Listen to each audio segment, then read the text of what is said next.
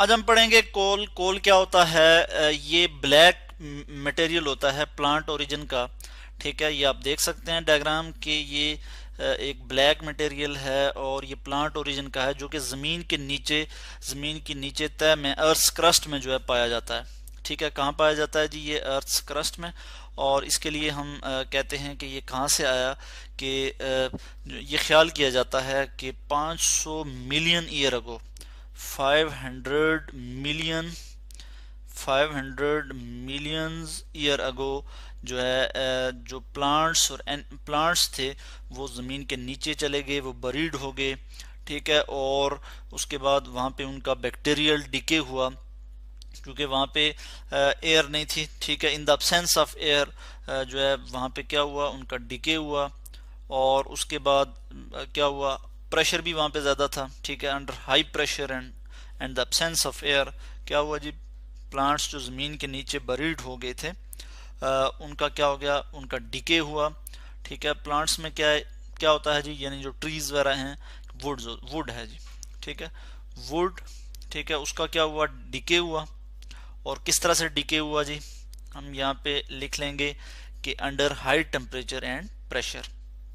किस तरह से डिके हुआ, इसके लिए मैं यहाँ पे लिख लूंगा under high pressure, under high pressure, high pressure and absence of air, absence of air. ठीक है जी, क्या हुआ, वुड का डिके हुआ। और किस तरह से हुआ, बैक्टीरियल डिके हुआ, बैक्टीरिया ने इनको डिके किया। और बैक्टीरियल, हम कहते हैं बैक्टीरियल एंड केमिकल रिएक्शन की वजह से वुड का डिके हुआ और वुड कन्वर्ट हो गई किस में जी, वुड की हम बात करते हैं कि वुड कन्वर्ट हो गई जी पीट में। ठीक है जी, एक फॉर्म है जी पीट। पीट जो है पीट में फिर मजीद फर्दर जो है हाई टेम्परेचर और प्रेशर मजीद इसको मिला तो ये क्या हो गया, यहाँ पे हम बात करेंगे कि पीट जो है ये कन्वर्ट हो गया लिग्नाइट में। ठीक है, LIGNIT, लिग्नाइट में, यानी हाई, इसमें मजीद क्या हुआ, high temperature and high pressure. फिर लिग्नाइट जो है ये कन्वर्ट हो गया किस में जी, आगे बाइटुमिनस कोल में। मजीद प्रेशर जब इसे मिला तो ये भी कन्वर्ट हो गया किस में, बाइटोमिनस बाइटोमिनस कोल। और फिर बाइटोमिनस कोल मजीद प्रेशर जब इसको मिला, मजीद प्रेशर की वजह से ये कन्वर्ट हो गया किस में, एंथ्रासाइट में, एंथ्रासाइट, बल्कि इसको मैं यहाँ पे ठीक करके लिख लूँ, एंथ्रासाइट में ये कन्वर्ट हो गया। तो इस तरह से हमने देखा कि किस तरह से कोल की फॉर्मेशन हुई कि 500 मिलियन ईयर अगो जो प्लांट्स जो के बहुत थे और वहाँ पे जो फेवरेबल कंडीशंस थी प्लांट के लिए, मगर जैसे ही वो फेवरेबल कंडीशन ख़त्म हुई तो प्लांट जो है वो ख़त्म होना शुरू हुए, अर्थक्वेक हुए, बड़े बड़े जो दरख्त थे वो गिर गए और फिर वो ज़मीन के नीचे चले गए। ठीक है, और जब ज़मीन के नीचे गए तो वहाँ पे डिकम्पोजिशन स्टार्ट हुई वुड की। और किस तरह से स्टार्ट हुई कि बैक्टीरियल और केमिकल रिएक्शन की वजह से, ठीक है, उसका डिके हुआ वुड का। और उसके अलावा क्या, लिमिटेड सप्लाई ऑफ एयर में जब उसका डिके हुआ और अंडर हाई प्रेशर तो वुड जो है वो चेंज हो गई पीट में। पीट जो है इसका फर्दर हाई टेम्परेचर की वजह से पीट जो है लिग्नाइट में कन्वर्ट हो गई। और लिग्नाइट जो है फर्दर जो है ये प्रेशर की वजह से बाइटुमिनस कोल, और बाइटुमिनस कोल जो है वो एंथ्रासाइड में कन्वर्ट हो गया। तो इस तरह से कोल बना। एंथ्रासाइड जो है ये क्या है कि इसमें जो है वो कार्बन कंटेंट ज्यादा होते हैं। ठीक है, और ये जो है प्योर फॉर्म आप कह सकते हैं कोल की, कि ये सबसे जो है प्योर फॉर्म है कोल की। तो इसके बाद हम देखते हैं कि कोल जो है इससे हम क्या इसको हम क्या करते हैं, इसके यूजेस क्या हैं। तो कोल जो है हम बहुत, ये चूंकि एक इम्पॉर्टेंट फ्यूल है, ठीक है, एज अ फ्यूल के तौर पे हम इसको यूज़ करते हैं। और उसके अलावा ये बहुत से ऑर्गेनिक कंपाउंड इसमें से हम निकालते हैं। ठीक है, और किस तरह से निकालते हैं उसके लिए भी मैं आपको यहाँ पे बता दूं कि जब हम इसको जो है वो इसकी डिस्ट्रक्टिव डिस्टिलेशन करते हैं, या फिर हम कहते हैं कि इसकी कार्बोनाइजेशन करते हैं। और किस तरह से कार्बोनाइजेशन करते हैं कि हम इसको हीट करते हैं।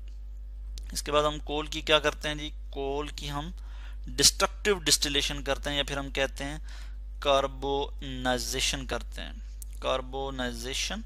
और कार्बोनाइजेशन किस तरह से करते हैं कि हम कोल को हीट करते हैं। ठीक है, हम क्या करते हैं जी, कोल को हीट करते हैं in the absence of air, heat in the absence of ABSCENC, absence of air. ठीक है। और कितने टेम्परेचर तक हम इसको हीट करते हैं, 500 टू 1000 डिग्री सेंटीग्रेड हीट तक जब हम इसे हीट करते हैं तो इसकी जो है डिस्टिलेशन होती है, इसकी हम कहते हैं कि कार्बोनाइजेशन होती है, और इसकी जो फ्रैक्शंस हैं वो इसमें से अलग होती हैं, ठीक है। या फिर हम कहते हैं कि ये कन्वर्ट हो जाता है फर्दर 3 चीज़ों में। और वो कौन सी हैं फर्दर, जो जिन 3 चीज़ों में ये कन्वर्ट होता है वो है जी हमारे पास नंबर 1 कोक है, कोक। उसके बाद हम देखते हैं नंबर 2 जो है हमारे पास क्या है जी, कोल तार है, कोल गैस है, कोल गैस। और नंबर 3 जो है हमारे पास क्या है, कोल तार, ठीक है। फर्दर जो है इनमें कन्वर्ट हो जाती हैं। और ये कहाँ से आ गई, ये क्या है, ये फ्रैक्शंस हैं जो कि हमने हासिल की कार्बोनाइजेशन के नतीजे में। कार्बोनाइजेशन हम किसे कहते हैं, यानी हम कोल को जो है in the absence of air heat करते हैं। और कितने टेम्परेचर तक हीट करते हैं, 500 टू 1000 डिग्री सेंटीग्रेड। कोक आ गया हमारे पास। कोक क्या है जी, ये प्योर कार्बन है। इसको हम क्या कहते हैं कि ये प्योर कार्बन है। कोक क्या है जी, प्योर कार्बन है, और इसको हम एज अ फ्यूल के तौर पे यूज करते हैं, ठीक है। और ये जो है प्योर कार्बन है। इसके अलावा जो कोल गैस है इसको भी हम एज अ फ्यूल के तौर पे यूज करते हैं। और इसके अलावा जो कोल तार है, ठीक है, इसमें बहुत से ऑर्गेनिक कंपाउंड होते हैं। कोल तार में क्या होता है जी, ऑर्गेनिक कंपाउंड होते हैं। मैं यहाँ पे लिख लेता हूँ, कोल गैस में क्या है जी, फ्यूल। इसको मैं ठीक करके लिख लूँ, फ्यूल, FUEL, फ्यूल के तौर पे हम इसे यूज करते हैं। इसको भी हम फ्यूल के तौर पे यूज करते हैं, कोक को भी, FUEL। मगर कोल तार जो है इसमें बहुत से ऑर्गेनिक कंपाउंड होते हैं, और इसकी हम क्या करते हैं, कोल तार की हम फर्दर जो है क्या करते हैं, फ्रैक्शनल डिस्टिलेशन करते हैं, कोल तार, ठीक है। तो कोल तार की फ्रैक्शनल डिस्टिलेशन से क्या मुराद है, यानी इसकी जो फ्रैक्शंस हैं, ठीक है, इसमें जितने भी कंपाउंड हैं जिनसे मिलकर ये बना हुआ है या जो इसमें मौजूद हैं उनको हम जो है वो अलग करते हैं, ठीक है। उसको हम किस तरह से अलग करते हैं कि हम उसकी डिस्टिलेशन करते हैं, ठीक है। और फ्रैक्शनल डिस्टिलेशन से हम उसको सेपरेट करते हैं। जैसे इसमें कुछ ऑर्गेनिक कंपाउंड है, जैसे बेंजीन है, इसमें बेंजीन एक ऑर्गेनिक कंपाउंड है जो इसमें होता है, टॉलीन है, TOLUEN, टॉलीन, ज़ाइलीन, XYLEN, ज़ाइलीन है इसमें, फिनोल है इसमें, ठीक है। ये जो कंपाउंड है इनके मतलब हम डिटेल में अलग से वीडियो में भी स्टडी करेंगे, मगर यहाँ पे मैं आपको बता दूं कि ये जो कंपाउंड हैं ये कोल तार में मौजूद होते हैं, और इनको हम सेपरेट करते हैं फ्रैक्शनल डिस्टिलेशन से। इसके अलावा और भी बहुत से कंपाउंड हैं, यहाँ पे नेफ्थलीन है, एंथ्रासीन है, ठीक है, नेफ्थलीन, NaPH, ठीक है, जो कि कमर्शियली बहुत इंपॉर्टेंट हैं। एंथ्रासीन है, और इसके अलावा बहुत से ऑर्गेनिक कंपाउंड हैं जो कि हम कोल तार से जो है वो अलग करते हैं फ्रैक्शनल डिस्टिलेशन से। यानी हमने क्या किया, जब कोल जो है उसकी कार्बोनाइजेशन की, उसको in the absence of heat जो है हमने in the absence of air जो है जब हमने उसको हीट किया 500 टू 1000 डिग्री सेंटीग्रेड, तो उसकी फर्दर जो है 3 फ्रैक्शंस आ गई, कोक, कोल गैस और कोल तार। कोक जो है इसको हमने कहा कि ये प्योर कार्बन है, और इसको एज अ फ्यूल के तौर पे यूज करते हैं। इसको हम एज अ रिड्यूसिंग एजेंट के तौर पे यूज करते हैं, यानी हम इसको स्टील में, मैन्युफैक्चर ऑफ स्टील, जब हम स्टील बना रहे होते हैं तो इसको हम जो है कोक जो है यूज करते हैं। और स्टील क्या होता है कि ये उसमें जो है आयरन और कार्बन का जो है वो एलाय होता है, और उसको हम क्या कहते हैं जी, स्टील कहते हैं। और रिड्यूसिंग एजेंट क्या होता है कि जो इलेक्ट्रॉन देता है खुद ऑक्सीडाइज होता है और किसी दूसरे स्पीशी को इलेक्ट्रॉन दे देता है, तो ऐसे सब्सटेंस को हम कहते हैं रिड्यूसिंग एजेंट, ठीक है।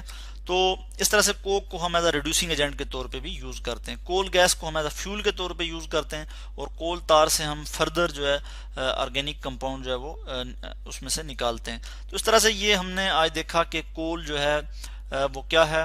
इसके अलावा कोल जो है पाकिस्तान में जो है वो 184 बिलियन टन जो है वो पाकिस्तान में पाया जाता है, ठीक है।